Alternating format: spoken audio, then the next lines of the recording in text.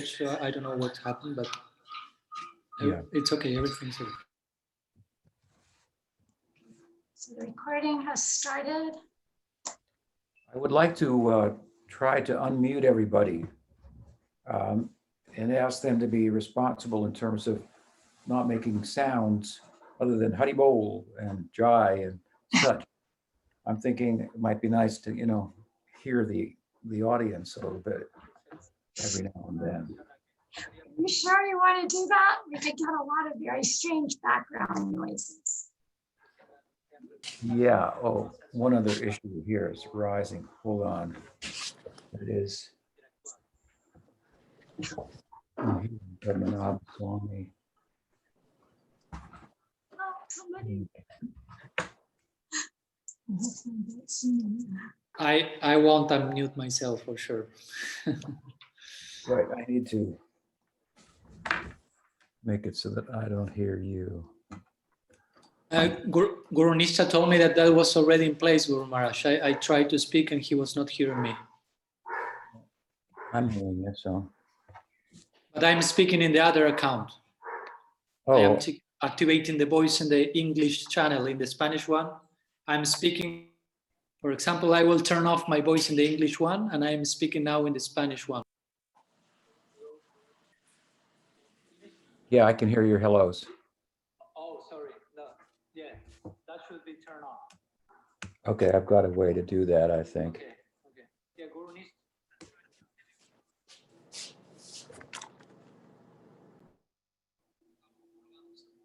Can you hear me, Padmanabh Marsh? Okay, I think that will work. Okay, so you want people to unmute? So Yeah, I want to unmute everybody. Can you just unmute everybody? I can't. They have to unmute themselves. Okay, you have to unmute yourselves, Mohanda. Very well. Not unmuted. Hare Krishna. Haribol. Haribol. Haribol, Guru Maharaj. Where are you? Hare Krishna. Can you hear me? Hare Krishna. Maharaj. Amal Sham. Hello, Amal Sham. Hare Krishna. Technically here, for you to watch. Hare Krishna. Krishna. Krishna.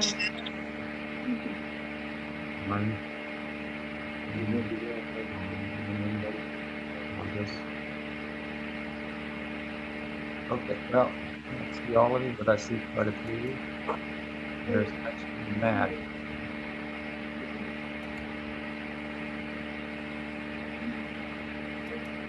Background noise. Maybe we could just unmute towards the end. So can you all hear me? Yes. Yes. There is some noise, Guru Maharaj, if everyone has their mics on. That's it. That's a point, just for you to know. Hare Krishna. You just switch off the key. This is not working very well. Okay. There's some background noise also. Lots of background noise, unfortunate. Okay. We're muted anyway. So The idea that it won't work. We're not in the school. How about if everybody just leaves their cameras on? Would that be, you could see everybody, you won't be able to hear them, but you'll see them. How's that? I see everybody, almost everybody. You might keep those on. Mute our mics. Haribo.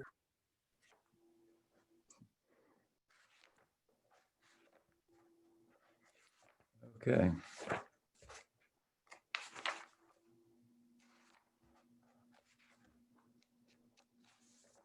Looking at the sacred Srimad Bhagavatam here. Oh.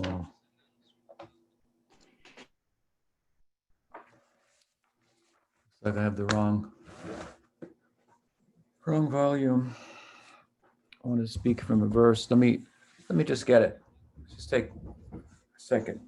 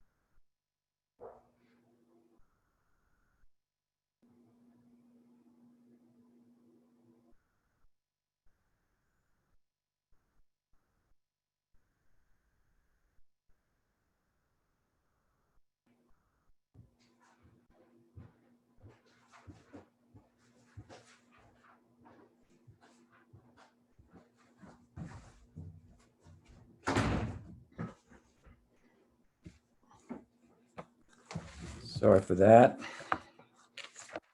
My unpreparedness.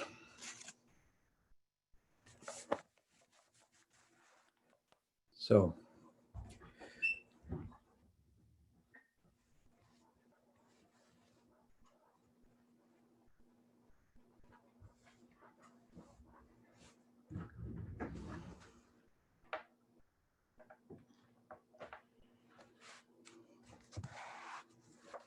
Umagyana Timirandasya Gyananjana Salakaya Chaksurun Militam Yena Tasmai Shri Gurave Namaha Vande Shri Krishna Chaitanya Nityananda Sohorito Gurudaya Pushpavanto Chitro Sando Tumuno Vandeham Shri Ramakrishna Abhaya Charana Sakho Sukhado Paramanando Sundaro Subhavapriyo Shri Gopastami Ki Jai Grantaraj Srimad Bhagavatam Ki Jai. Jai.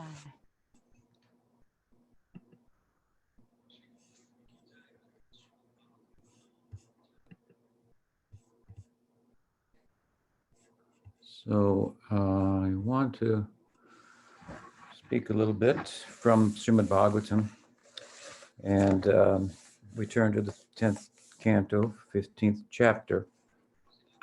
This is the chapter following the 3 chapters or so that involve the the bewilderment of Brahman, the Brahma Vimohana Leela, which is performed at the Shesh Kumar, or the last portion of Krishna's childhood. And with the 15th chapter, his boyhood begins. And it begins with the auspicious day of Gopastami, which is not a day on the calendar, so to speak, that Krishna's life connected with, that was already there, I mean to say, but it's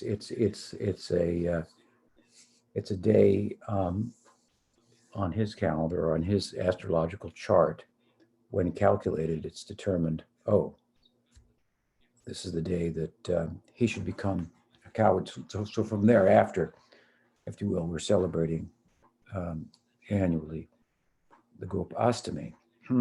So we turn to the first verse of the 15th chapter. Sukdev is speaking, and he says, Tatascha Pauganda Vayashrito Braje. So here the word Poganda is invoked, and Poganda means boyhood. So from Kumar, childhood, these are the 3 ages of Krishna. Poganda, boyhood, and Kishore is his adolescence.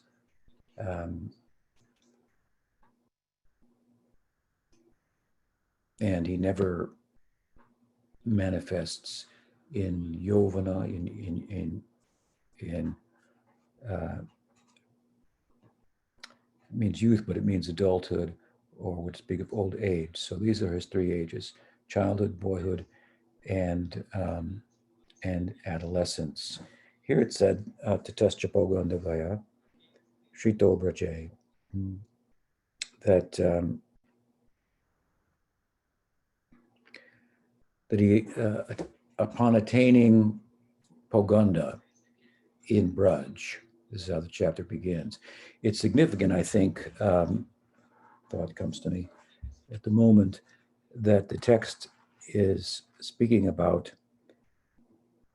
attaining boyhood in Braj. I think an extension of that idea is not only does he attain boyhood in Braj, but his boyhood is a speciality, his Poganda, and the subsequent characteristics, bodily characteristics, his internal emotional reality, and his leelas in this age, the Poganda leelas, these are a speciality, I want to say, of Braj. And of course, this age, also the boyhood of Krishna, is particularly attractive to those in Sakyarasa. How is it a specialty of Braj? It's a specialty in that, in one sense, that it only occurs in Braj. Krishna's adolescence can be experienced elsewhere, in Mathura, in Dwarka, but only in Braj can his boyhood be experienced. Now that is also true of his Kumar Lila, his childhood, obviously. But the difference between his child in Poganda, that in my estimation makes his boyhood more special, is that, of course, the excellences of his earlier age, of his childhood, are not lost as he enters into boyhood. Those excellences, if you will, come with his boyhood, and then the excellence of his boyhood is added to that. However, on top of that, as early, if not earlier, than the middle portion of his Poganda Leela, Kishore, or adolescent sensibilities, start to manifest within Krishna, both physical features and in terms of his emotional content.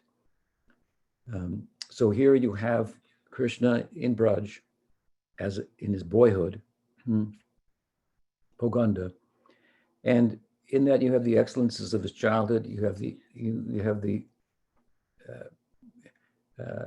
his adolescent sensibilities are also manifesting, and while his adolescence also has the excellences of his boyhood and his childhood, it can be experienced, as I say, elsewhere, in Mathura and Dwarka, for example. So it's a special feature, this Poganda of Braj, Tatascha Poganda by Ashito Braje. So, as the Bhagavatam says, begins this chapter. At this time in Braj, he attained his Poganda.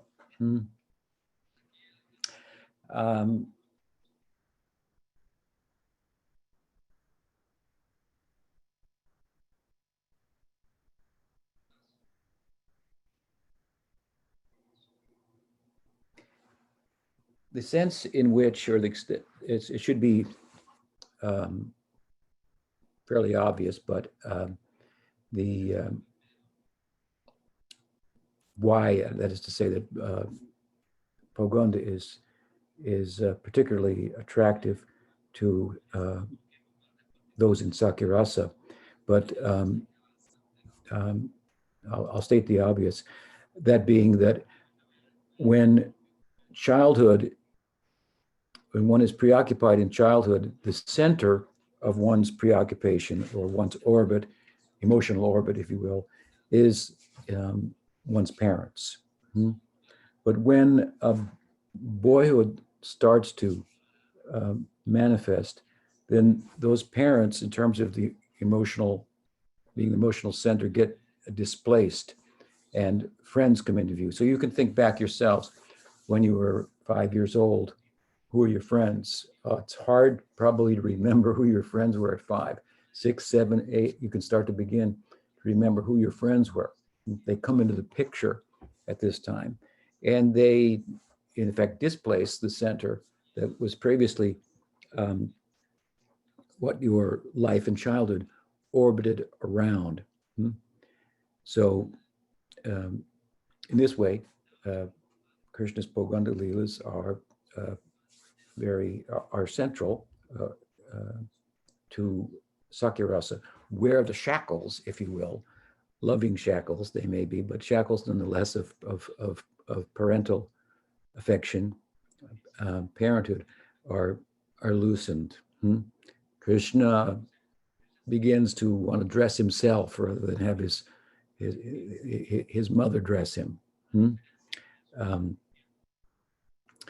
um,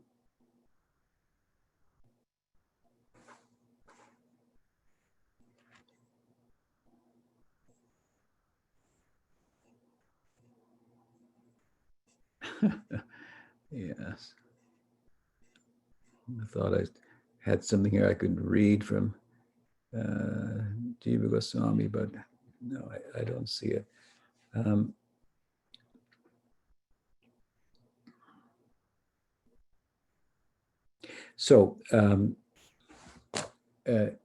However, at the same time, if you will, in his boyhood, as I mentioned, this Kishore influence develops as well, the adolescence. And this is also understandable why this happens, as I should say, in his boyhood. That being that as he becomes acquainted with his young friends and they become the center of his life, well, subsequently, as a result of that, he becomes aware of their families, their connections, which, of course, for his cowherd boyfriends, include their sisters, such as Sri Dam's younger sister, Srimati Radharani. So he's becoming acquainted with them in the context of his friendship, those girls, his friendship with their brothers, and thus this adolescent sensibilities are developing in him. So the Poganda, in this way, it's a very special age and a specialty of Braj. The Bhagavatam then goes on here is to say what? Tatascha Poganda Vayasrito Braje Babhubatus to Pashupala Sammato. So the two brothers, Pashupala Sammato, they attained the status of Palapashu. Here, Palapashu means protecting, Palapashu means cows, protecting cows. And this is distinguishes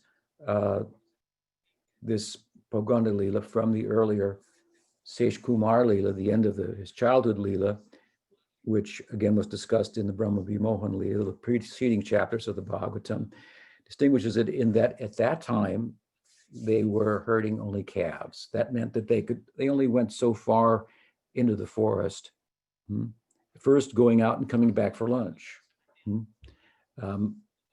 And then staying out longer, having a picnic lunch, and this is at the end of his childhood, and of course at that time,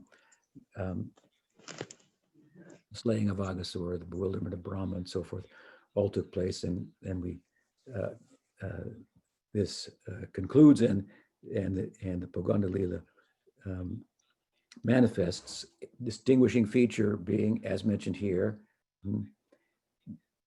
he attained the status of cow herding, not calf herding, but cow herding. Quite a significant difference, especially in the eyes of everyone. I was going to say, especially in the eyes of the Vatsalya Rasa, but also obviously with Sakya Rasa and Madhurya Rasa also. I'll explain that. But the word here, samato, means that he was appointed, I guess you would say. So it implies that there was a ceremony. The Bhagavatam doesn't go into that ceremony, but in other texts, there are some beautiful descriptions of the Gopastami. So, and I've written about it extensively in one chapter of my forthcoming book, Circle of Friends.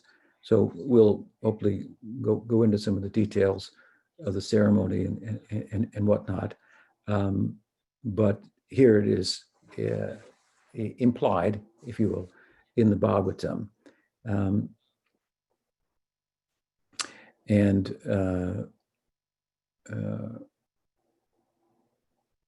This is, it's you have to enter into the village space itself. Braj, of the cowherd community and so forth. I mean, this is a big thing. It's like, like in the Catholic Church, we had, what is it called? Confirmation. I think maybe when you were 12 years old or something like that. And you got to pick a saint's name who would be your patron saint. I picked Saint Francis. And then there's a ritual, a ceremony for confirming the faith, a so-called adult decision to be a Catholic. Or I think in the Jewish tradition you have the bar mitzvah. I don't know the details about that, but it's something similar. Within Hinduism, the boys will receive the sacred thread. Significant event amongst cowherders, apparently, as we learned from the texts. This cowherding is a big event. So in the context of his dharma as a cowherd, to actually accept the responsibility of caring for the cows is a huge development. It's huge from an emotional point of view, as I say, from the parental emotional point of view. It's something that is resisted at first. From the fraternal perspective, it's so heartily embraced and energized. It's a very energizing event that just precedes the opportunity to explore, if you will, the Braj forests without any limitation, without any parental reins whatsoever, running with the herd, if you will, freely. So very exciting. And then from Madhurya Rasa point of view, of course, Gopastami, the ceremony, is very endearing, very kind of subtly or quietly worth celebrating, because it affords, the thought is, the possibility, the opportunity of the chance of a possibility of meeting with Krishna. Something that's just as just girls, of course, are mature sooner than boys do. So the gopis, Radharani is a little younger than Krishna, about a year or so, but nonetheless, knowing that he will be entering into the forest and staying there all day long with his friends, immersed in Sakya Rasa, which of course is, unlike Vatsalya Rasa, is compatible, highly compatible with Madhurya Rasa. Again, Krishna's, in his Poganda age, Krishna's adolescent Kishore sensibilities develop because he's becoming acquainted with his friends, and they have sisters and so on and so forth. So the chance to meet him, the thought of, obviously you can't do it under parental watch. So there's a unthought thought, or a thought that's just beginning such a possibility. So it's very auspicious occasion, if you will, for Madhurya Rasa as well. It affects them very positively in an emotional sense, as does those in Sakya Rasa, whereas again in Vatsalya Rasa, it's greeted with some trepidation, concern, and even resistance, for that matter. So with regard to the ceremony, as that resistance is overcome, which is the major impediment to Krishna becoming a cowherd, that parental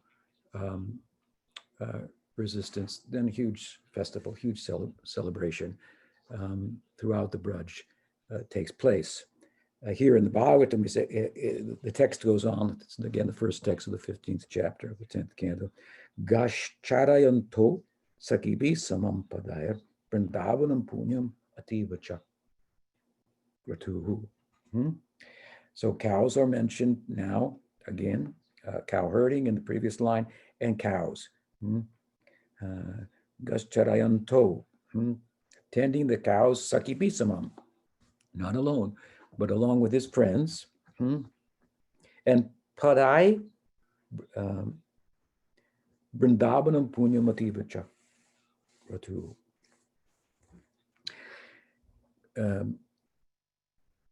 Krishna's footprints, it's mentioned here, are left with the cow herding coming at this age.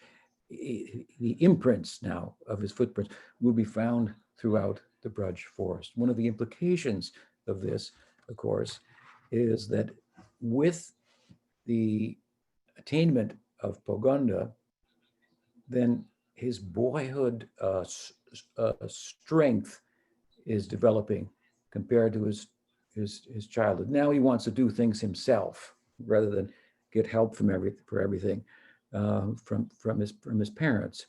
And with the strength comes more weight, and so the force of that weight causes his footprints, the impressions of his footprints, of his feet, impressions of his feet, the footprints, to mark the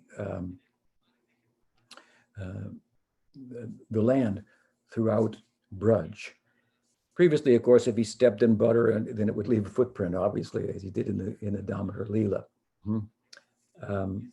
Or if it was particularly muddy, perhaps. But one of the Udipanas of Sakiras, of course, are the imprints, the special markings on Krishna's feet, which are something very well known to the cowherds, seeing them throughout the forest. And it's thought that despite wind and rain and other elements, natural elements, what to speak of thousands and thousands of cows trampling along with the boys, somehow these footprints remain. That's why, for example, during the Kaliya Naga Leela, the chastising of, and really the converting ultimately of Kaliya into a devotee, when he was wrapped within the coils of Kaliya and inauspicious omens occurred in nature, in the residents of Braj, understanding them became filled with concern for Krishna, who was out with his friends, in this case, calves, this was earlier, but without the elder Balaram, who had remained home for a certain social event concerning a auspicious day in his own astrological chart. At that time, they turned to Balaram naturally for hope and assurance and so forth. And he led them to the Kaliya lake, as the Bhagavatam says, by way of following the footprints of Krishna. So they were preserved. And somehow no cows walk on them, something like that is the idea. However, it's worth pointing out that there are instances in which he will, despite his age, leave no footprints.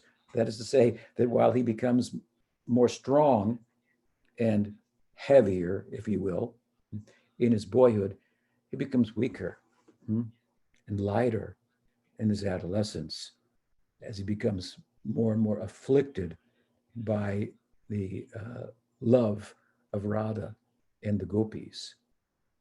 This is the implication in Kam Gayatri of the word anangam. Ananga. Anga means limbs. Ananga means without limbs. So one meaning is he melts, he becomes weaker. And as such, then when he does go to rendezvous, based on the crooked nature of the Madhurya Leela with Chandravali, which will bring about the Maan, the jealousy of Radha, which is why Chandravali exists in the Leela. She exists as an extension or expansion of Radha for the sake of making it possible for Krishna to taste this type of love. That's why she exists.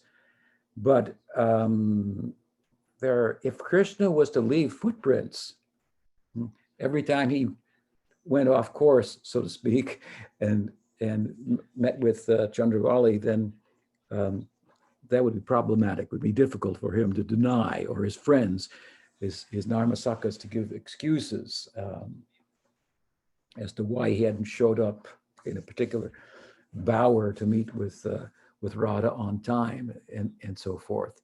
So with his from boyhood strength to a new kind of weakness. This is another kind of weakness, of course, in childhood, but this is the weakness of love. Makes him lighter, if you will, faint in his head, and it shows up on the ground.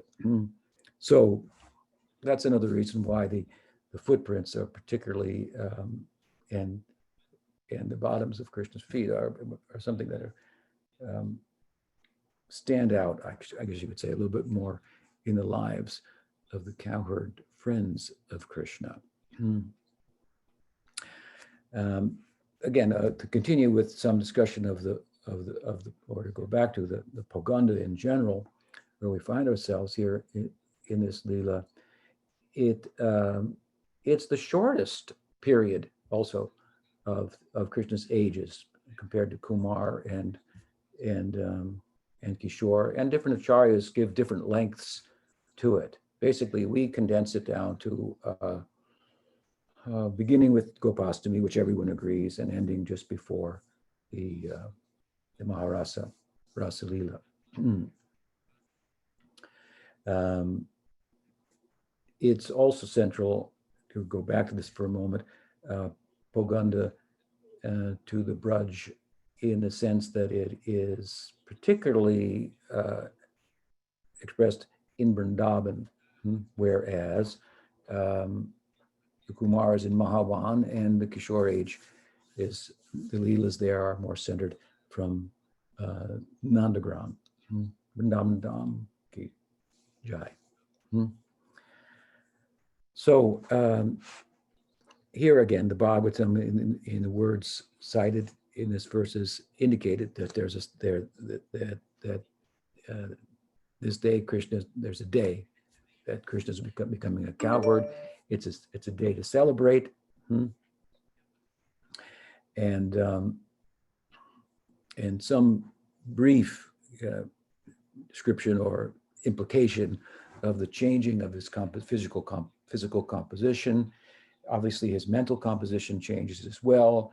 In Kumar, they're playing, but the game, what's played, is not well thought out. There's not intelligence really placed into it as it is in boyhood, where the boys are coming up with inventing games to play. So there's more internal emotional development. So here we are in the Poganda Leela, and exploring the nature of the build up to the actual ceremony. We'll go into it a little bit, the ceremony and the aftermath. I think there are basically, you could say, 5 principal factors that constitute a tension between Vatsalya, that has the grip of Krishna, whereas again his parents are central to his emotional life, and that the slackening of that tension that allows for the ceremony to take place and Krishna to enter into these fully these Sakirasa Leelas in his boyhood. And those would be those factors the influence of Krishna's elders other than his immediate parents. There are other elders, many in the community, who all have Vatsalya relationship with Krishna. Some of them are combined with Sakya. So they, as a form of Sankul Rati, where there's more than one Rati that defines the person. They're really defined by one, but it's combined, packaged with another. We find this, for example, in Balaram. His Sakya rasa is packaged with Dasya and Vatsalya that he experiences separately when the occasion presents itself. In Vrindavan, he's primarily focused in Sakya rasa. In Dwarka, he's more focused, for example, in Dasya rasa. But in Braj, he experiences all three, Dasya, Sakya, and Vatsalya. But the Sakya is predominant. So he's in a Sankul form of Sakya rasa. So some elders are also in Vatsalya rasa, but a Sankul form of Vatsalya rasa that's combined with Sakya. Rupa Goswami, or maybe Jiva Goswami in his comments in Bhakti Rasamrita Sindhu have cited some examples. He has not cited as an example of Sankul Rati, in this case Vatsalya combined with Sakya. He hasn't cited as an example the uncles of Krishna. It's possible that their Vatsalya Bhav is in Sankul, but in the least, it is less intense than, for example, Nanda and Yashoda's. Within Madhurya, within Vatsalya Rasa, the most intense expression of Vatsalya is, of course, Yashoda Mai herself. Then comes Nanda, then comes Rohini, and so forth. And therefore, in order to, the tension that ultimately has to be overcome in order for this ceremony to take place and the subsequent cowherding and so forth, is really all centered on Yashoda. She is the anchor in Vatsalya Rasa that has to be uplifted, pulled up. And so from less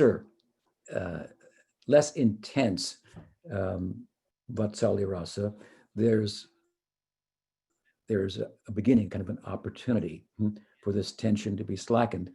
Because, for example, in relation to the uncles of Krishna, Nanda Maharaj's brothers, when Krishna is starting to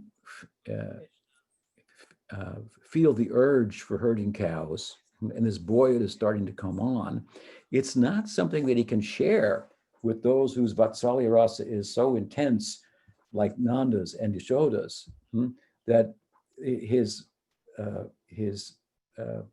suggestion would be dismissed, rebuffed by them. There's no, at the beginning, there's no point for him to really bring it up.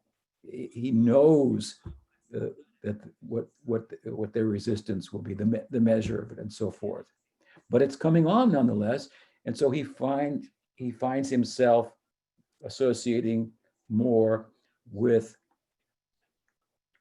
his uncles, who are so then enlivened to have him at that time, giving more attention to them even than he gives to Nanda Maharaj, who obviously was from a male elder point of view, the center of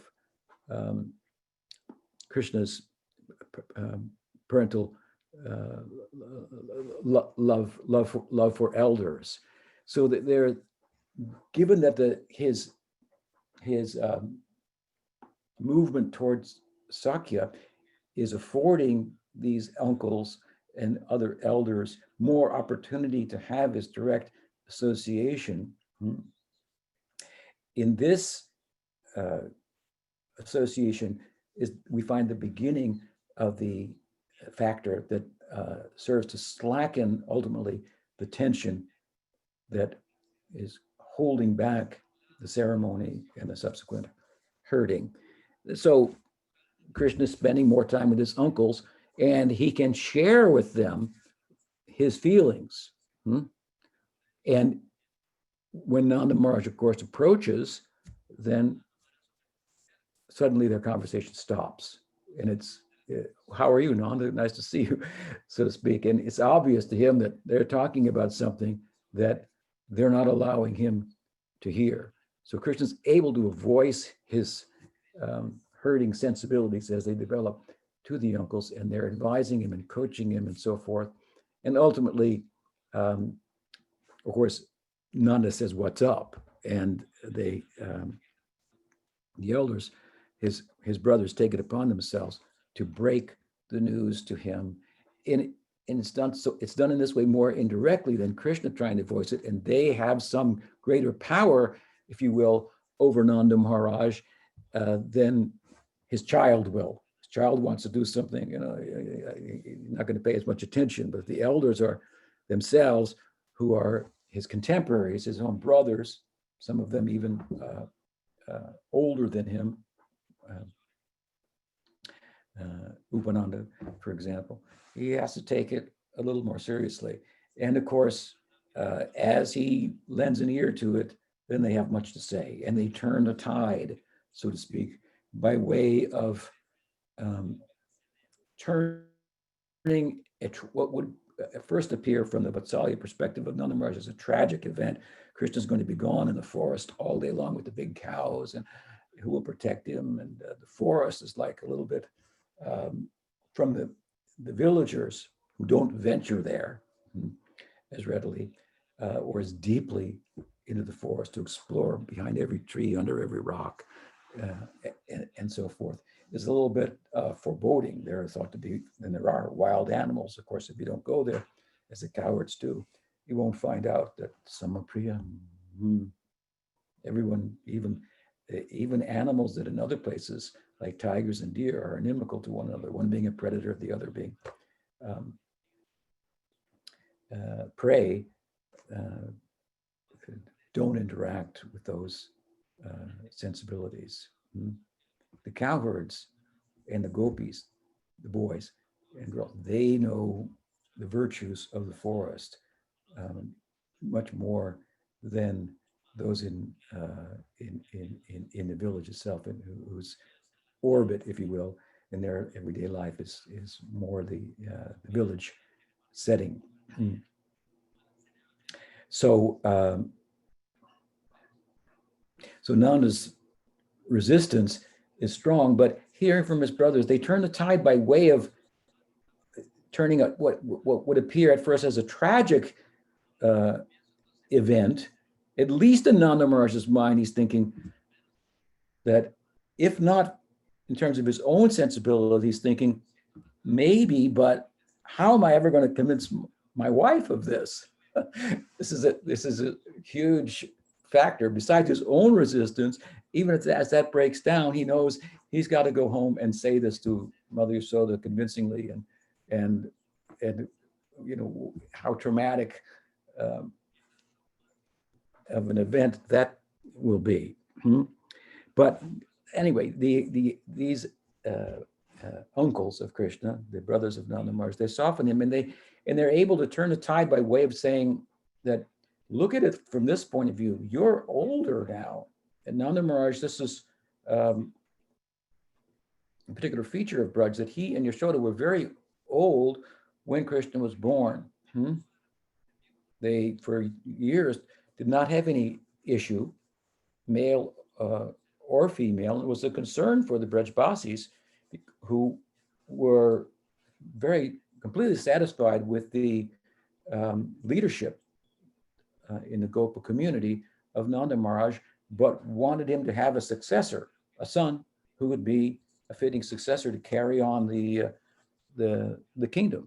And year after year after year, of course, he didn't have it, which just caused this separation in the Prakat Leela amongst the eternal associates to intensify. And out of that, this is another example of how the Prakat Leela is pervaded by separation. So that separation then brings about the union and the birth of Krishna. And that's, of course, another story. But the point is that they were old at the time. And so the brothers of Nanda Maharaj, well, look, you're old and you have a son now, but your son needs to take up the herding and your duties himself. And as he does so, this is something that you'll be so proud of, of the sense of responsibility of your son. So they speak of the virtues of boyhood, if you will, from this point of view, how it can start to work for Nanda Maharaj as a positive. And this gives him some ammunition, if you will, to ultimately deal with even the greater force and less ear for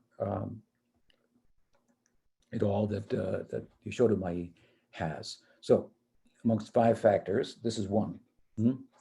The influence of the uncles, factors that serve to slacken the tension or the grip that Vatsalya Rasa has on Krishna's life at this time.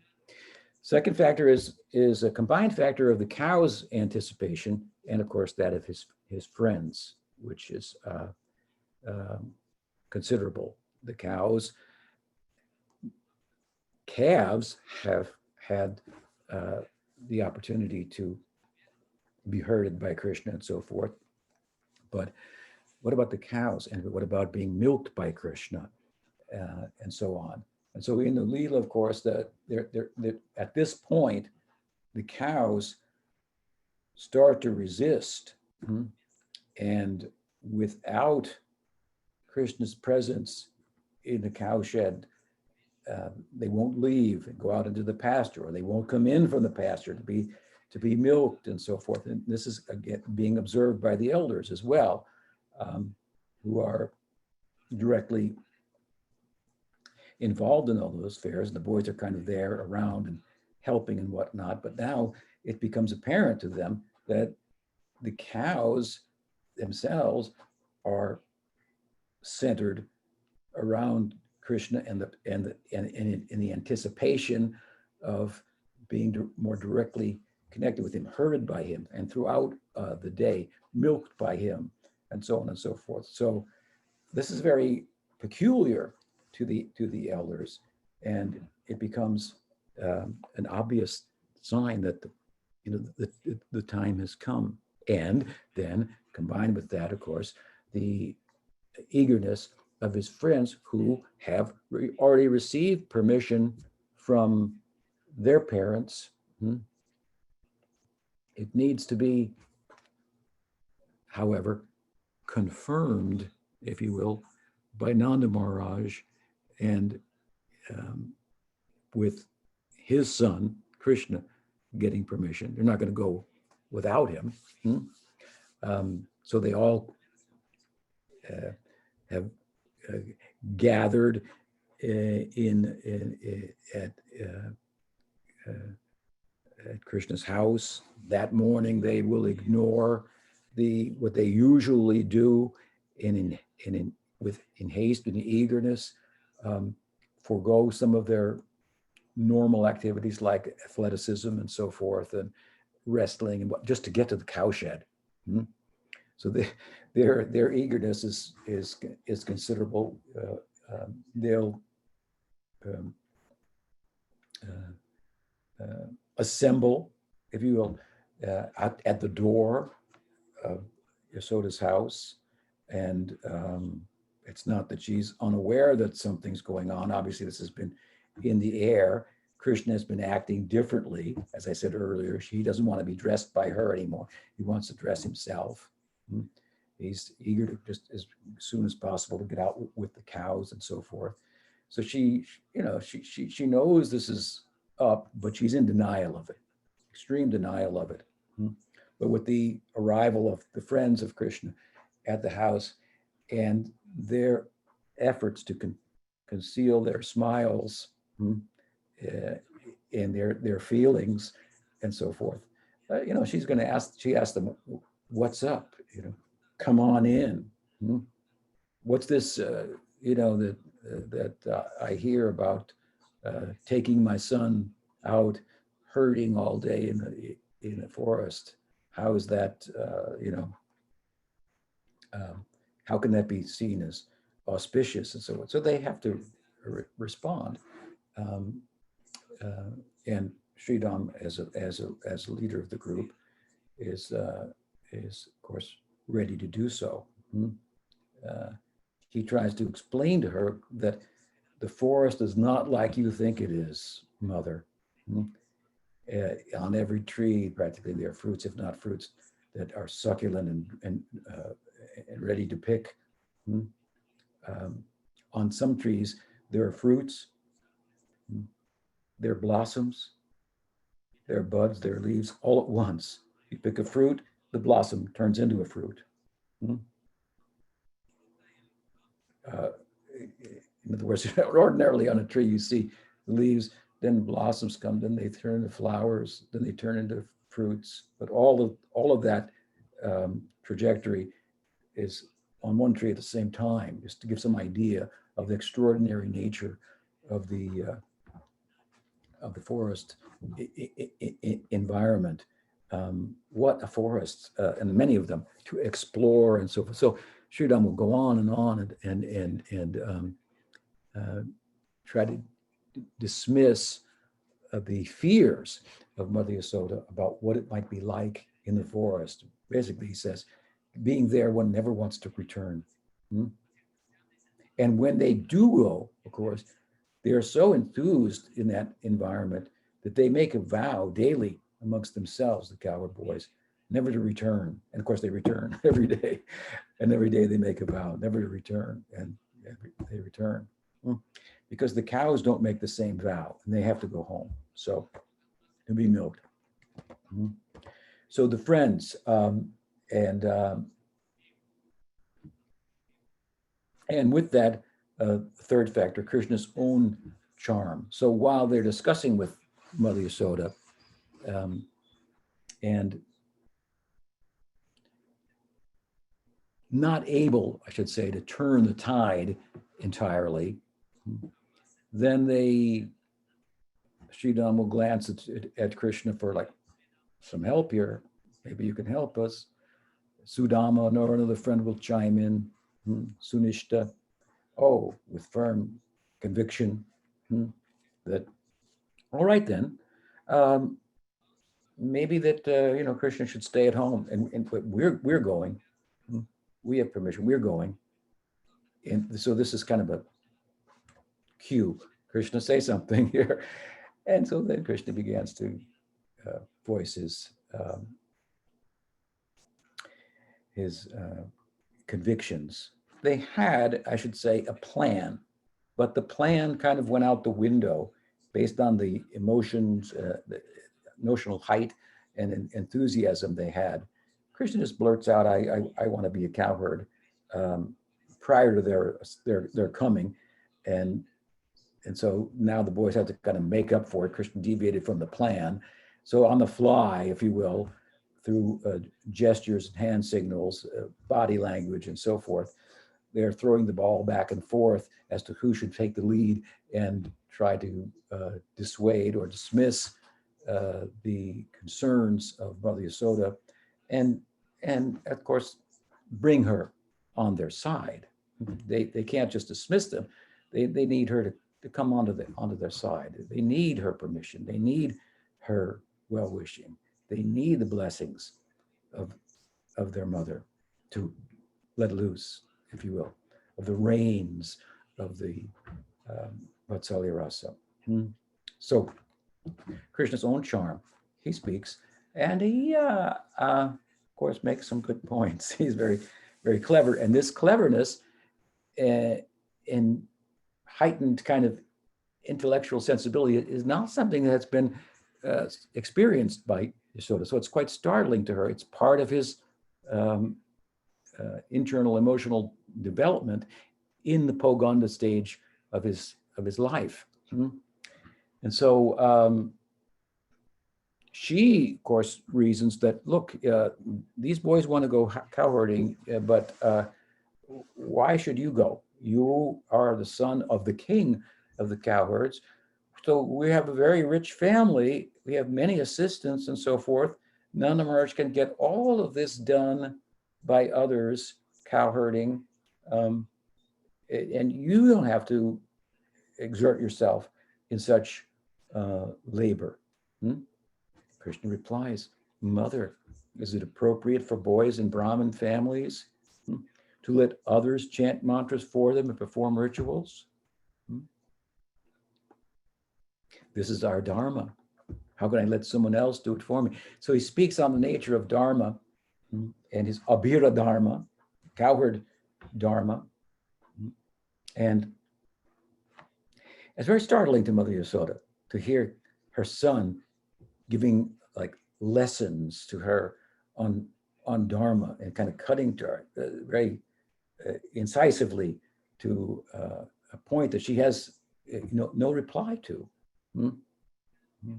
So she's charmed by that. She's seeing now some charm in his Poganda age, and with no reply, she resorts ultimately to change the subject and say that, well, maybe, but not without the permission of Father, Ram. So she refers to Balaram as the father, the elder brother, because Nanda Maharaj is not there at the moment, and Balaram is in vicinity, who then comes on the scene as if called, and there he appears, the older brother, Dauji. He's a few days older, but his elderness and protective ability is something that's in one sense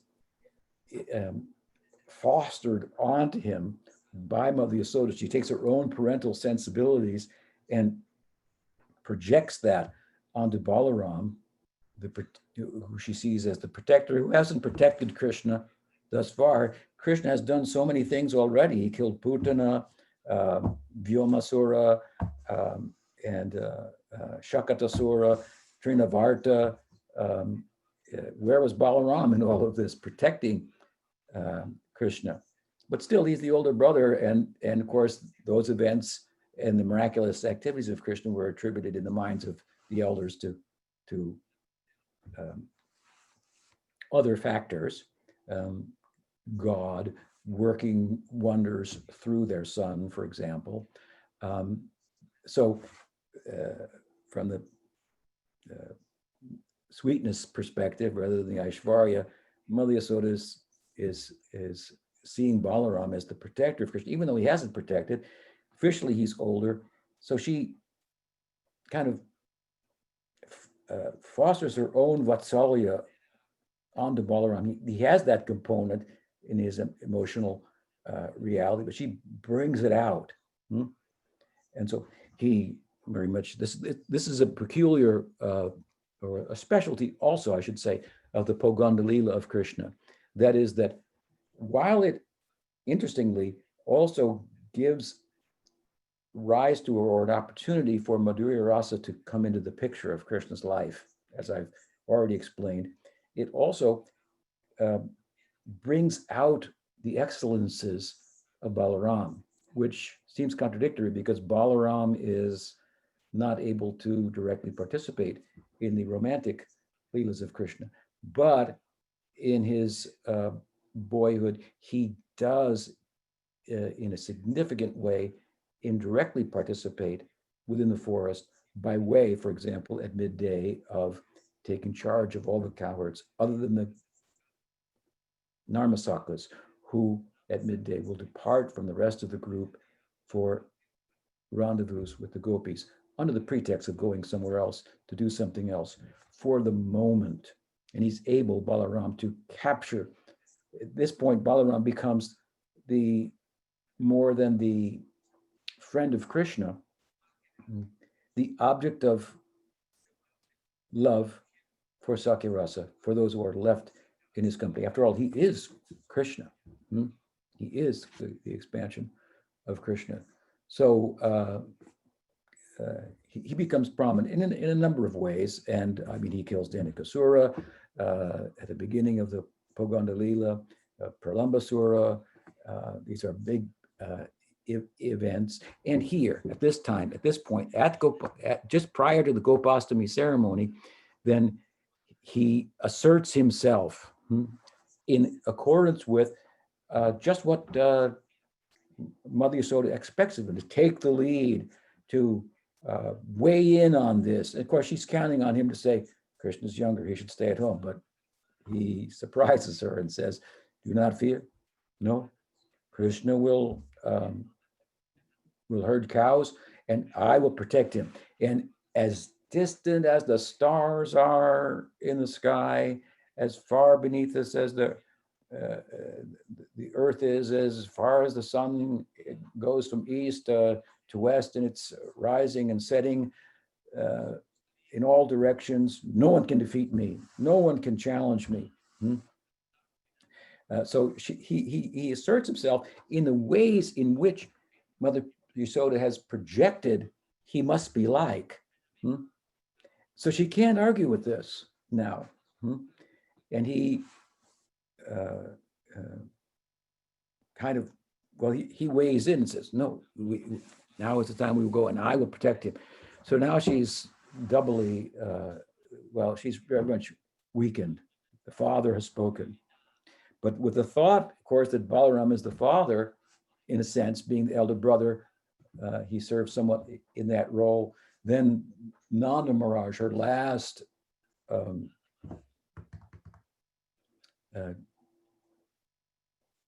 hold on the whole affair comes to mind.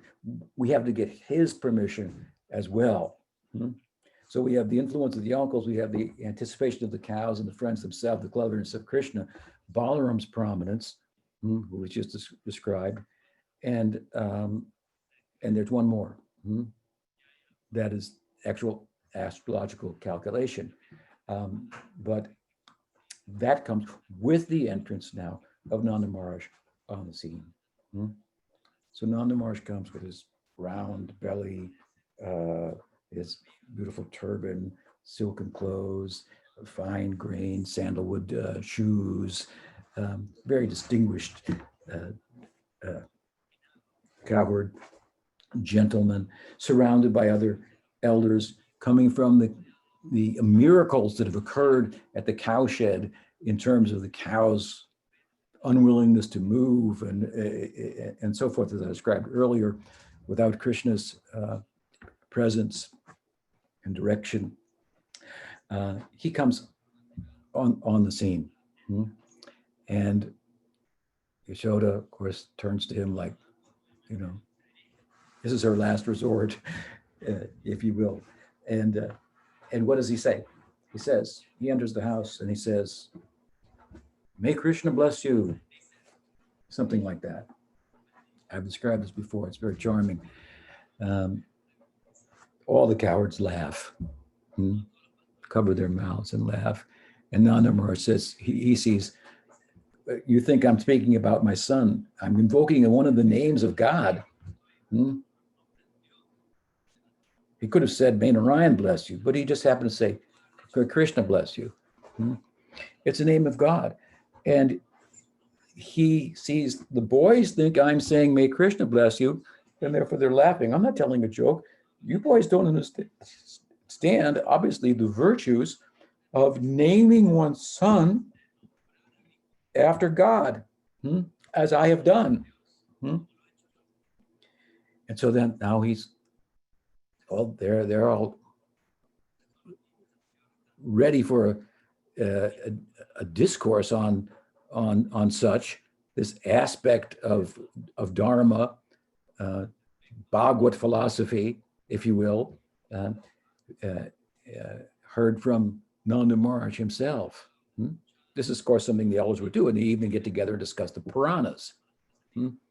Kirtan, discuss the Puranas and so forth. Nanda Maharaj was learned enough and he knew this, and so he thought, now I have to school them. What is the virtue in naming your son after God. So they all sit. Nanda Maharaj basically gives a Bhagavatam lecture. What chapters do you go to? Where in the Puranas? Of course, he goes to the beautiful story of Ajamil, where Nam, the virtues of Nam, are so extolled. And most of you are familiar with that Leela, where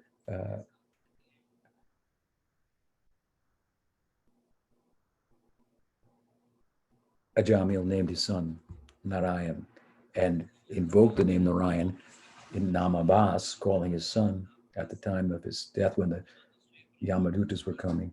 And it, of course, changed the course. Vishnudutas arrived, and the discussion between the Yamadutas and the Vishnudutas as to the virtues of Nam, which is, of course, so central to Gaudiya Vaishnavism. It's the method, Nam Sankirtan, of Chaitanya Mahaprabhu that he adopted, method to his madness of ecstatic love, which is his dispensation to all of this. So the cowherds are on the edge of their seats, hearing a discourse on Nam Dharma from Nanda Maharaj, at the end of which then they all begin, of course, naturally a spontaneous kirtan. And with that, Yashoda, unable to voice her concerns, is understood naturally without any explanation, just from her facial features and so forth, by Nanda Maharaj. And he takes Krishna on his lap and says, so you want to be a cowherd boy? Why should you be a cowherd boy?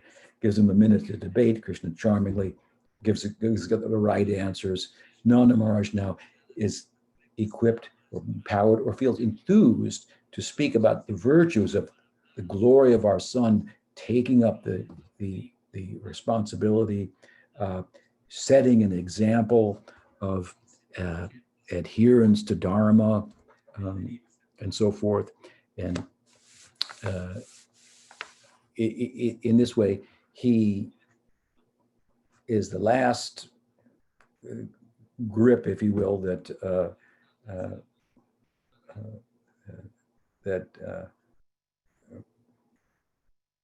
of Vatsalya Rasa, that the last person that Yasodamai has to turn to for support. And she's been weakened, as I say, all along by the other influences that I've mentioned. And with that, some small last measure of resistance is provided by Nanda Maharaj, who says, well and good, but we have to call Sarvagya, the astrologer, to come and weigh in, read the chart, and see, what day in the calendar this should occur. We need an auspicious day in the life of Krishna. So yes, we should, but so a gasp of hope from Yashoda, and trepidation on the part of the boys. And on the scene comes the astrologer, who weighs in and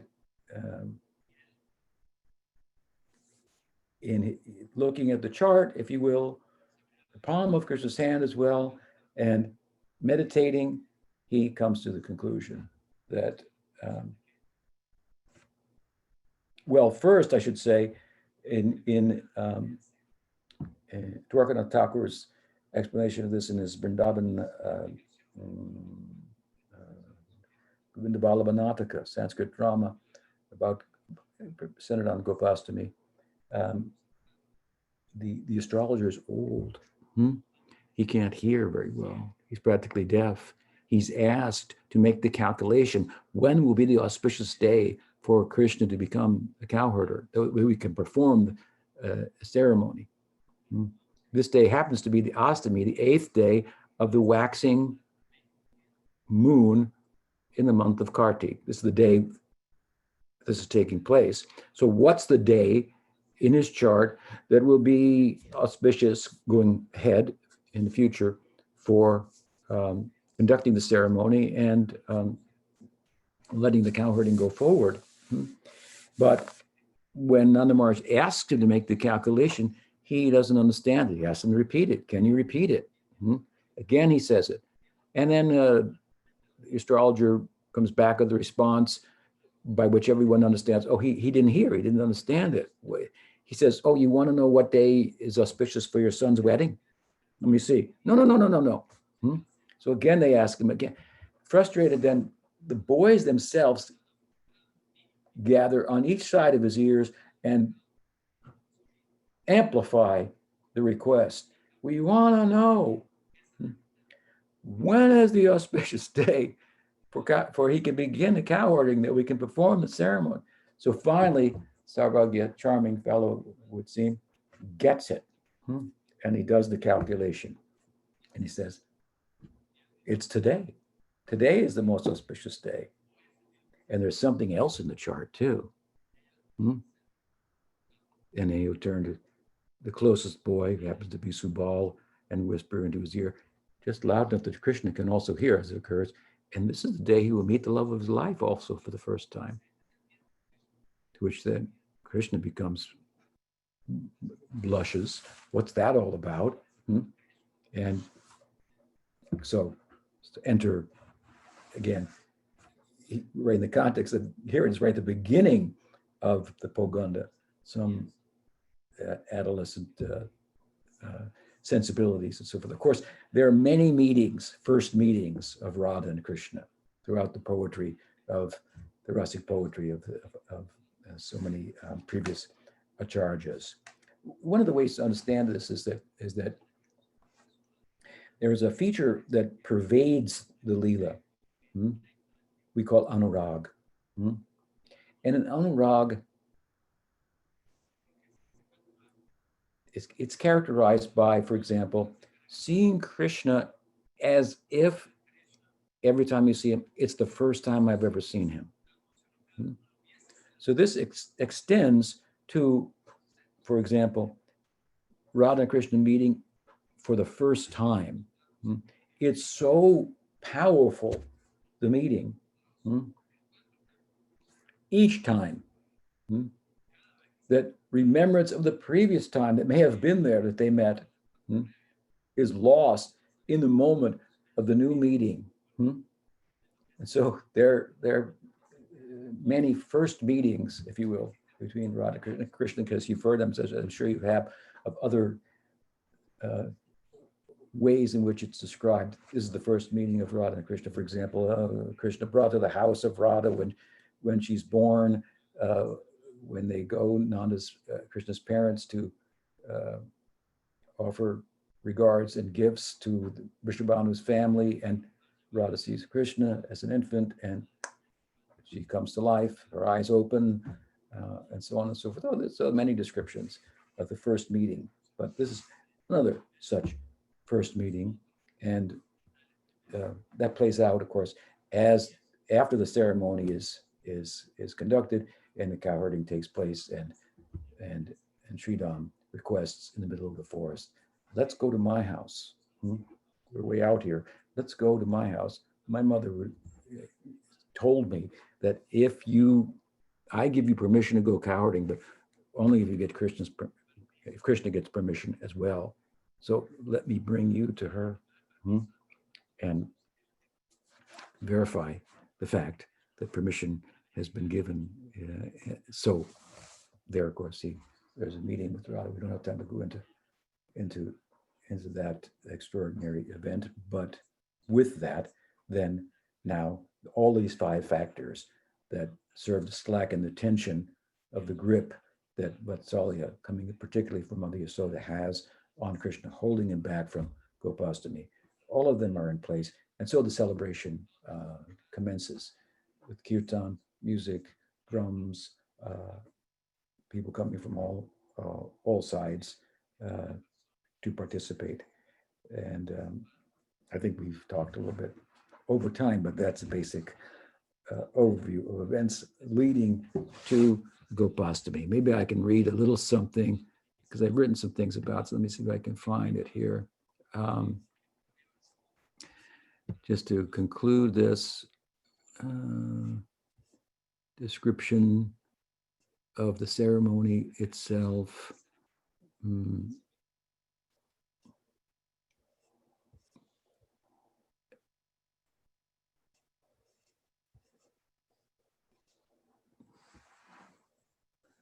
Okay, so there was music. Drums resounded. Wind instruments were played by experts, such that it was pleasing to everyone. The Jyotish, as I mentioned, explained that the Lagna for the journey into the forest had arrived. Ram blows his horn, reverberating throughout the universe. Following Ram's lead, other young boys respond with a symphony of their own. They blew horns, they played various drums and other types of percussion instruments, such as small cymbals. They played single-stringed harps. They made musical sounds, cupping their hands and turning them, if you will. I can't do it. Vrindarani is very good at that. Here, wind instruments, like this. And others played, of course, various flutes, the mid-sized 9-holed vamsi from bamboo, or some of them made from stone. They played other stringed instruments, tambura, the veena, all in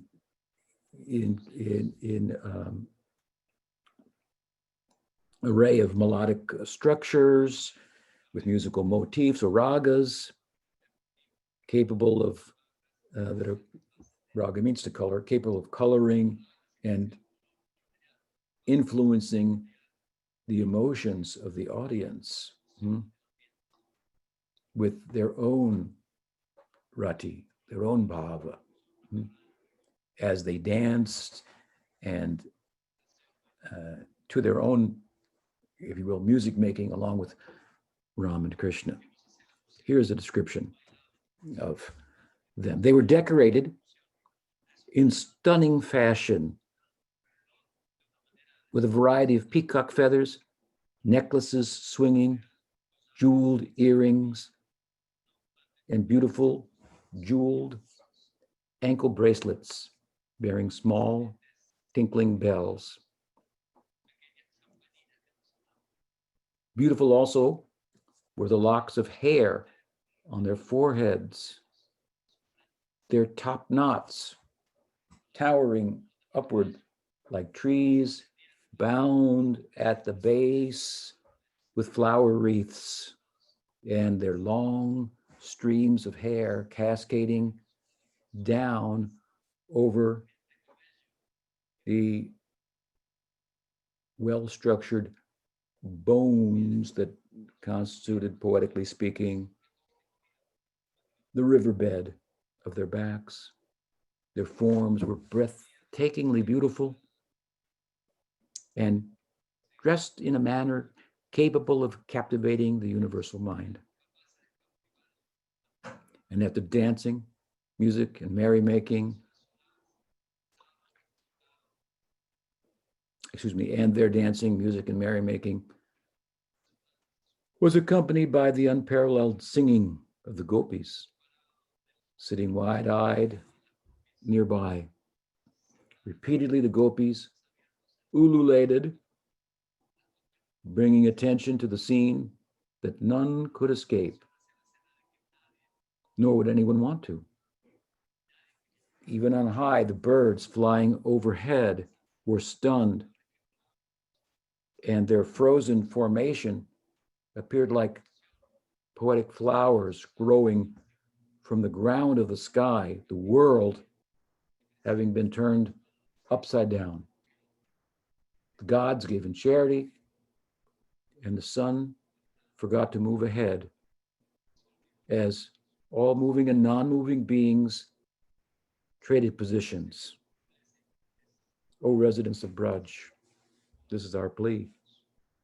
How the sight of these mysterious boys must delight. A soothing ointment for the eyes to see.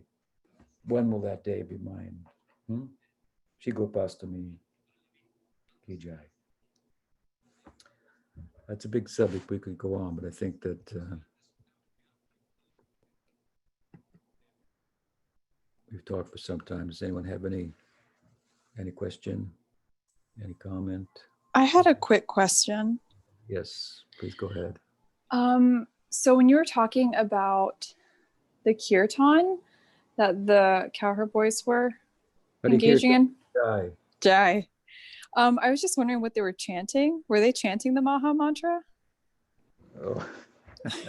maybe that's a big question. Sorry. They chanted things like Ram Rama Mahabaho. Oh Ram, you have big arms. You're very strong. Let us see your strength. Yes, they chant Krishna Nam. Sure. They chant the Maha Mantra. Yes, most certainly. Golokeru Premodhan Hari Nama Sankirtan. It comes from Golok. Must be going on there, right? And that Hari Nam was put together in a recommended formula for Kali Yuga, recommended by Chaitanya Mahaprabhu, as it is in the Upanishads, so in the form of the Maha Mantra.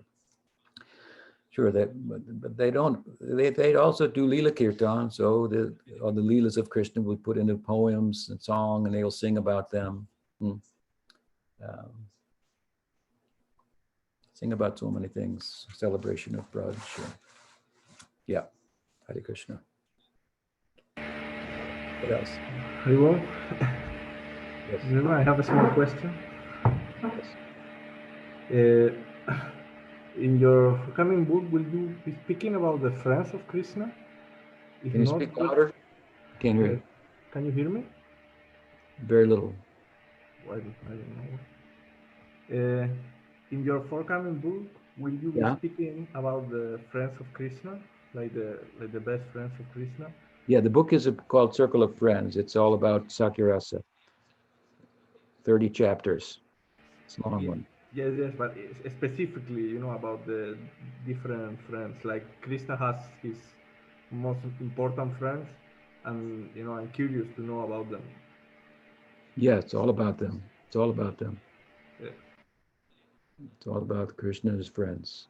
You'll learn a lot about different friends. Who are they? What they're like? What is their temperament? Different types of Sakirasa, so on and so forth. Guru Maharaj, I have a question. Dandavat.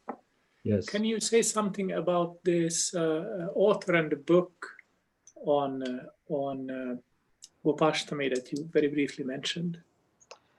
Yeah. Dwarkanath Thakur is a descendant in the line succession coming from Sundarananda Thakur, associate of Chaitanya Mahaprabhu, one of the Dwadasa Gopals, who is thought to be Sudama in Krishna Leela. So there's a succession coming from him. And in that succession, in,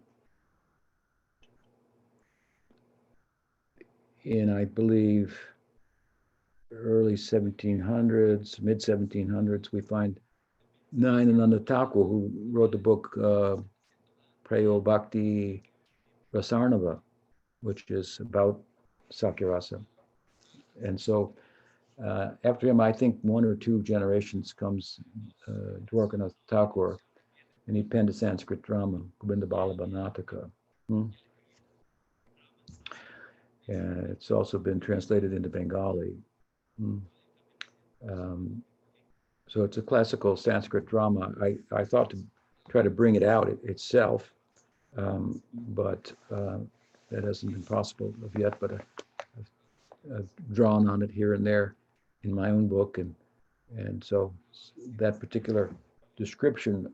Well, the book is about is centered largely on Gopastami and other Satyaras Leelas. So, otherwise, unfortunately, I don't know more about him personally. I did meet with the present Mahant over Skype a few years ago in their village there in Bengal, and discussed with him some things about their lineage and so forth. But unfortunately, I came to the conclusion that it wasn't as vital and spiritually alive as it has been in previous times, which I think it must have been when Dwarkanath Thakur wrote his Govinda Balamanataka. But if you want, I should send you a copy. You're a Sanskrit. You can, but it's not easy. It's not going to be easy to translate. That's for sure. It's very poetic, and Shastravani did some translation of it, and for me, and he was having a hard time. It's kind of, but what's the basic storyline there was able to bring out. So that's what I can say about that. What else? Anyone else with a question or comment? Here, Guru Maharaj, Vaishnav Maharaj has a question. Vaishnav Maharaj ki jai. Jai. En un momento, Guru Maharaj mencionó que Nanda Maharaj reunió a los pastores y les habló acerca de las glorias de Ajamila. So in one moment you mentioned that Nanda Maharaj assembled the Gopas and he spoke about Ajamil Lila. Nosotros sabemos que la historia de Ajamila está se encuentra en el contexto del mundo material, ya que Ajamila se había caído de su posición espiritual, se había degradado, vinieron los Yamadutas, quienes son agentes encargados de ordenar las yivas en el contexto de la energía material. So we know that this lila is happening in the material context. Ajamila was fallen from his position and he lived the material life, and that's why the Jamadutas came to him and so on. Entonces me quedé pensando cómo es que Nanda Maharaj dentro del Prakat Lila habla acerca de Ajamila, siendo que Ajamila es una historia que pertenece al contexto del alma condicionada. So I was wondering how is that Nanda Maharaj in the Prakat Lila, he's speaking about the story of Ajamila, because this story has to do with the context of the conditioned, materially conditioned soul, basically. That was his question. Well, Nanda Maharaj thinks himself a materially conditioned soul, and he thinks it's auspicious to name his son after God, and that will save him from samsara.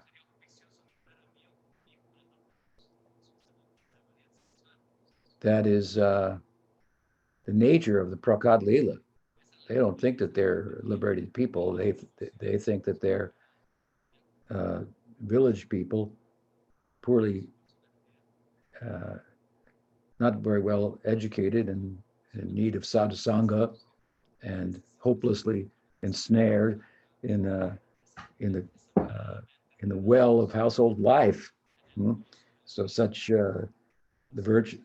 things as the virtues of naming one's son after God are extolled by such persons. It's like, as a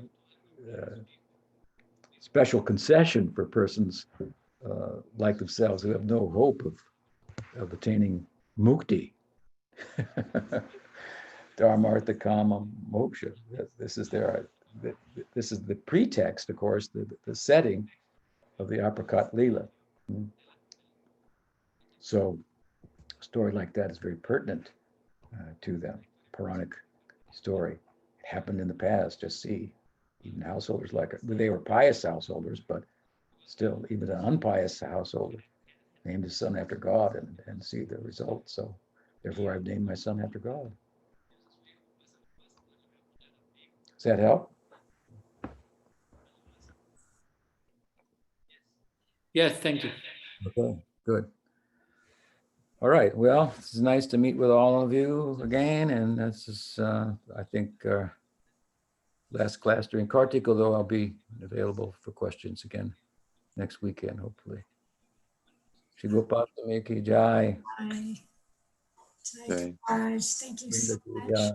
Always Brahma. So everybody, you can unmute yourselves and say Haribol again. Haribol. Haribol. Haribol. Thank you. Haribo. Hare Krishna. Krishna. Dandavad. Good to see everybody, as always. And tomorrow, we're having a, there's another class that Swami will be doing on the divinity imperfect or divine imperfect. And he's talking about accepting our own imperfections right now within the context of being sadhakas. So last couple of classes have been wonderful. So join us tomorrow at 11 o'clock Eastern Standard Time. So we'd love to see more people on the calls. Okay, so see everyone soon. Oh. Is that Gordon Ryan? Oh my Yeah. goodness. Oh, I didn't know He's being careful. being careful. Yeah, because he just flew on the flight. Cool. Okay. Yeah, he's gonna come over and say hi about to you. Good. Yeah, I'd love to see you in person. Love to see you in person too. I gotta get over there. It's you guys live like so close to each other. It's like I haven't seen you guys so You just close. need to cut down a few trees between your houses, and then you can just. Oh my gosh! Wave through the window. Yes. Yeah, we actually have a pathway. I went over there a few days ago. Trying to be very careful. Being careful is good. I'm here for being careful. All right, everybody. Good to see you all. Good to see you. Oh, we're still on Facebook. I guess we better get off. We're being recorded. The bonus. We didn't say anything bad. Yeah, it's the bonus material. This is like the bloopers. So Haribol, everybody out there. Haribol.